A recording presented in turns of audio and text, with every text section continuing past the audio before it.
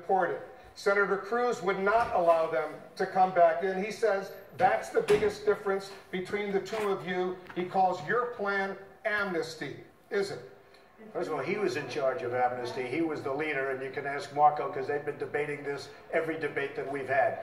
As far as coming back in, number one, you wouldn't even be talking, and you wouldn't have asked that as the first question if it weren't for me when I talked about illegal immigration. It wouldn't even be a big subject. But we either have a country or we don't have a country. We have at least 11 million people in this country that came in illegally.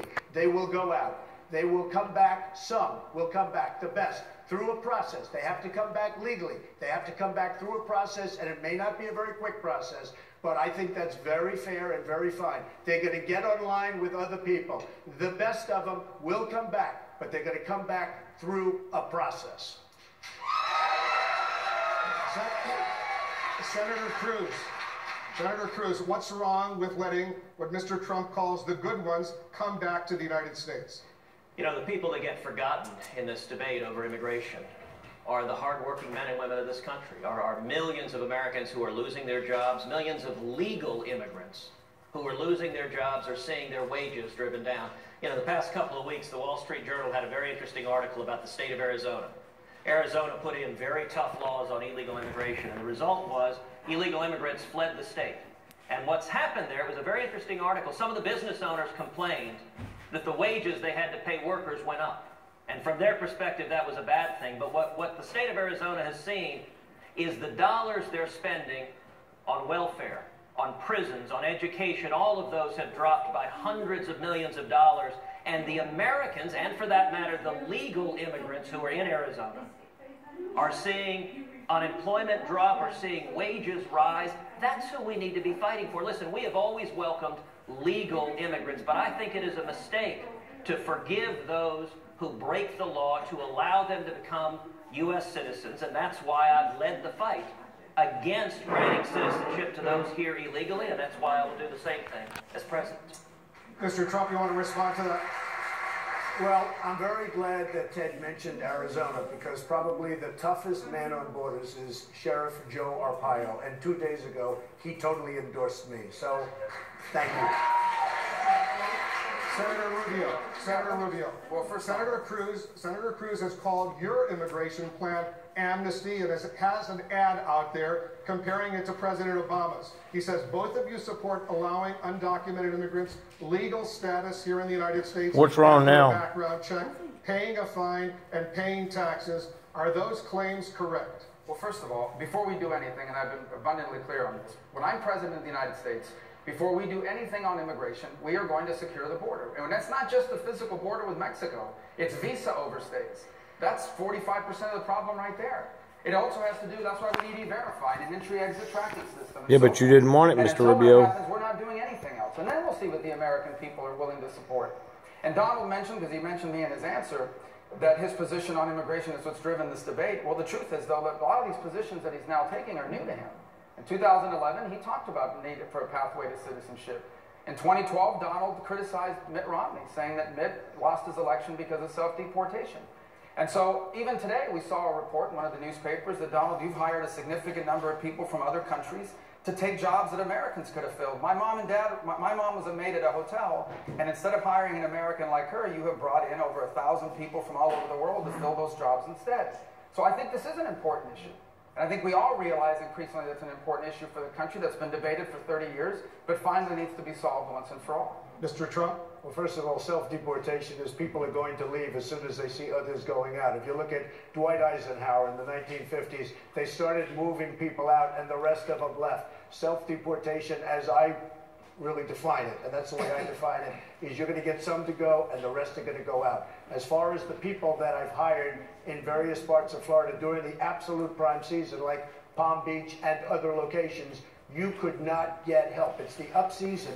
People didn't want to have part-time jobs. There were part-time jobs, very seasonal, 90-day jobs, 120-day jobs, and you couldn't get. Everybody agrees with me on that. They were part-time jobs, you needed them, or we just might as well close the doors because you couldn't get help in those hot sections of Florida.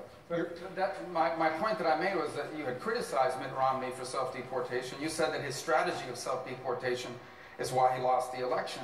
And I think people in Florida would be surprised, because in fact the article that was today, they interviewed a number of people that would have been willing to do those jobs if you had been willing to hire them to do it. I criticize Mitt Romney for losing the election. He should have won that election. He had a failed president. He ran a terrible campaign. He was a terrible candidate. That's what I criticize Mitt Romney. Well, I mean, he ran one terrible campaign. That's an election that should have been won.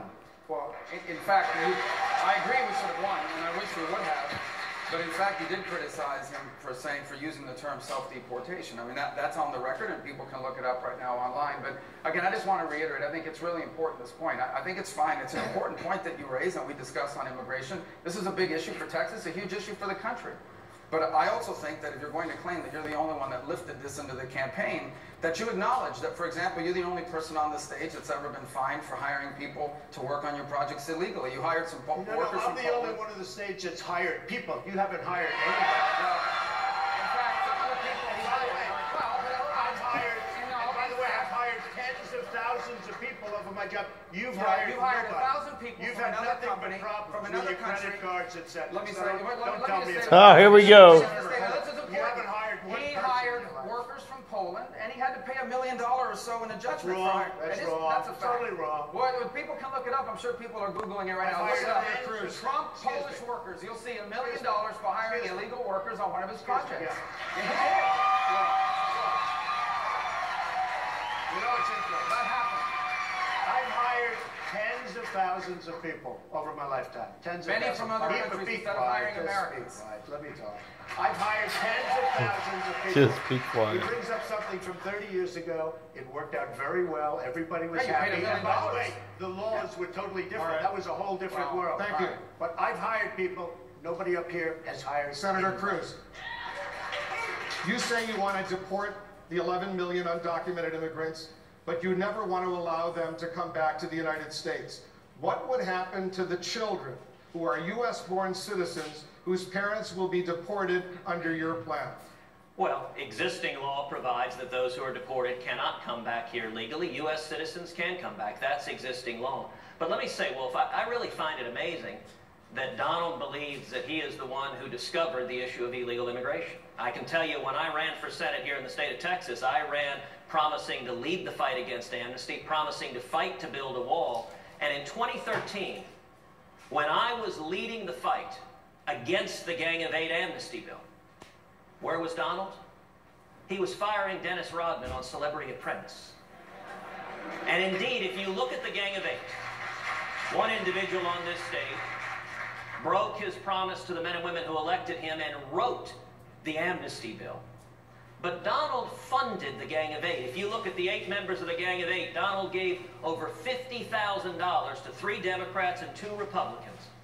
And when you're funding open border politicians, you shouldn't be surprised when they fight for open borders. And I think if you want to know who actually will secure the borders and follow through, you ought to ask who has a record before they were a candidate for president of fighting to secure the borders and stop amnesty. And I'm the only one on this stage that has that record. And by the way, Marco is exactly right that a federal court found Donald guilty of being part of a conspiracy to hire people illegally and entered a $1 million judgment against Mr. Trump. I've said it for years, and many of these people are sitting right in the audience right now, your lobbyists and your special interests and your donors, because the audience is packed with them, and they're packed with you. I've had an amazing relationship with politicians, both Democrat, Republican, because I was a businessman. As one magazine said, he's a world-class businessman. He was friendly with everybody. I got along with everybody. You get along with nobody. You don't have one Republican. You don't have one Republican senator, and you work with them every day of your life, although you skipped a lot of time. These are minor details.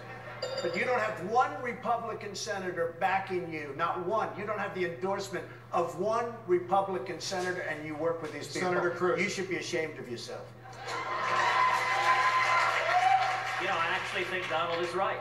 He is promising if he's elected, he will go and cut deals in Washington. And he's right. He has supported, he has given hundreds of thousands of dollars to Democrats. Anyone who really cared about illegal immigration wouldn't be hiring illegal immigrants. Anyone who really cared about illegal immigration wouldn't be funding Harry Reid and Nancy Pelosi, wouldn't be funding the Gang of Eight. And, you know, he is right. When you stand up to Washington, when you honor the promise you made to the men and women who elected you and say enough with the corruption, enough with the cronyism, let's actually stand for the working men and women of this country, Washington doesn't like it. And, Donald, if you want to be liked in Washington, that's not a good attribute for a president.